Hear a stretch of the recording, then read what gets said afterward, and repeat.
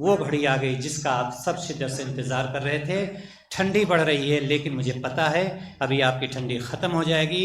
آپ کے سامنے جانی پہچانی شخصیت فضیلت الشیخ سید توصیف الرحمن راشدی حفظہ اللہ، آپ کا موضوع کیا ہے شیخ؟ آپ کا موضوع سردی ہو گئی جلدی ختم کرو۔ شیخ کہہ رہے ہیں سردی ہو گئی جلدی ختم کرو، یہی موضوع ہے۔ لیکن رمضان اور مسلمان، آئیے آج ہم سنتے ہیں فضیلت الشیخ توصیف الرحمن راشدی حفظہ اللہ سے۔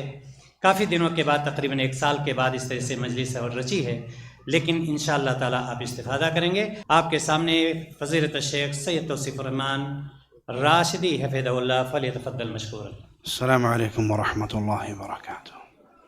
ان الحمد للہ نحمده ونستعینه ونستغفره ونعوذ باللہ من شرور انفسنا ومن سیئات اعمالنا، من يهده الله فلا مضل له ومن يضلل فلا هادي له، اشهد ان لا اله الا الله وحده لا شريك له واشهد ان محمدا عبده ورسوله، اما بعد۔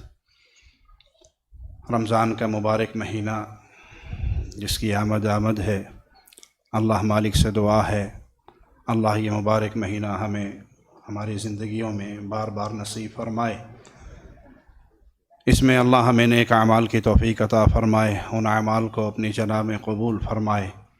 پیارے بھائیوں، سلف صالحین 6 مہینے تک اللہ سے دعا کیا کرتے تھے کہ اللہ یہ مبارک مہینہ ہمیں عطا فرما، اور پھر اس میں اللہ کی عبادت کر کے اگلے 6 مہینے دعا کیا کرتے تھے کہ اے اللہ ان محنتوں کو قبول فرما۔ آپ نے علماء سے بارہا رمضان کے فضائل، مناقب، برکات سنی ہوں گی۔ اللہ ہمیں وہ صراط مستقیم عطا فرما جو ہمیں تیری جنت کے اندر پہنچا دے۔ اللہ فتنوں سے محفوظ رکھ۔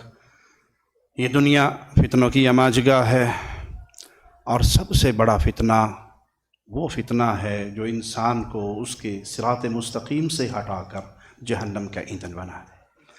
یہ بہت بڑی بدنصیبی ہے کہ انسان محنت کرے، عبادت کرے، اور تصور میں یہ رہے کہ میں اللہ کی جنت کی طرف جا رہا ہوں، اور حقیقت میں وہ جہنم کا ایندھن بن جائے۔ بڑا ہی بدنصیب ہے جو رمضان کے روزے بھی رکھے، جو تراویح بھی پڑھے، جو قیام بھی کرے، جو قرآن کی تلاوت بھی کرے، اور بالآخر نتیجہ اس کا یہ نکلے کہ وہ جنت سے محروم ہو جائے۔ یہ شخص کون ہے؟ جو صراط مستقیم کا راہی نہیں ہے۔ تو اس رمضان کے آنے سے پہلے توبہ کیجئے، اپنے گناہوں سے توبہ کیجئے، اپنی خطاؤں سے توبہ کیجئے، اپنے اللہ سے اپنے تعلق کو درست کیجئے۔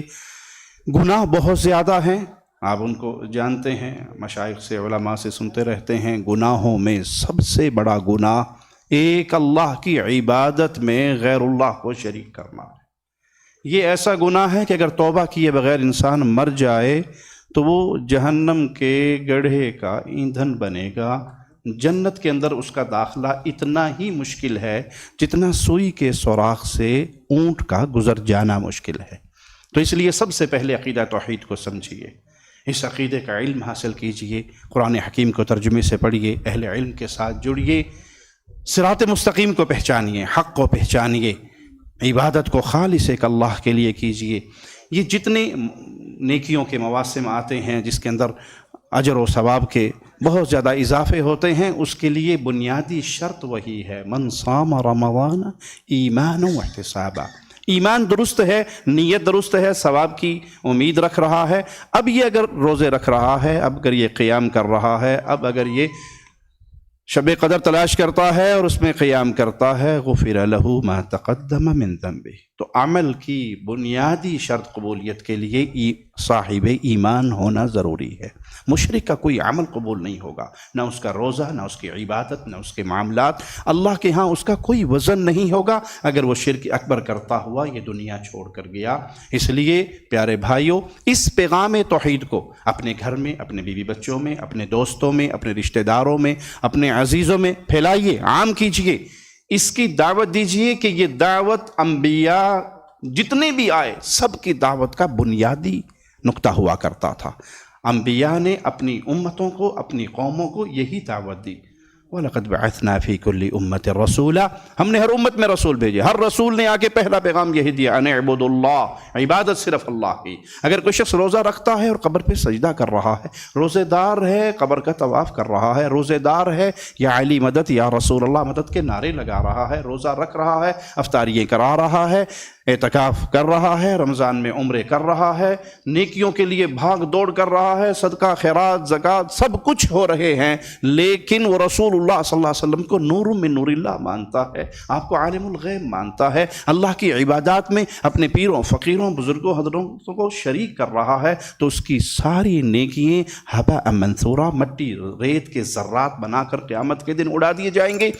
اس لیے اس رمضان کے اندر سب سے بڑھ کر محنت کرنے کی ضرورت ہے کہ ہم لوگوں کو صحیح عقیدے کی تعلیم دیں کہ بھائی یہ روزے قبول ہوں گے، شرط یہی ہے کہ جس نے ایمان کی حالت میں روزے رکھے۔ اللہ سے دعا ہے اللہ ہمیں دین پر قائم رکھے، اس حال میں زندگی عطا فرمائے کہ ہم نبوی پیغام کو آگے پہنچانے والے ہوں، اور اس حال میں موت دے کہ مولا ہم سے راضی ہو چکا ہو، ہم اپنے اللہ سے راضی ہوں، ہماری روح نکلے تو اس کے لیے جنت کے دروازے کھلنے کے اعلانات ہوں۔ اقول قولی ھذا واستغفر اللہ لی ولکم ولسائر المسلمین۔ ومن أحسن قولا ممن دعا إلى الله وعمل صالحا وقال إنني من المسلمين۔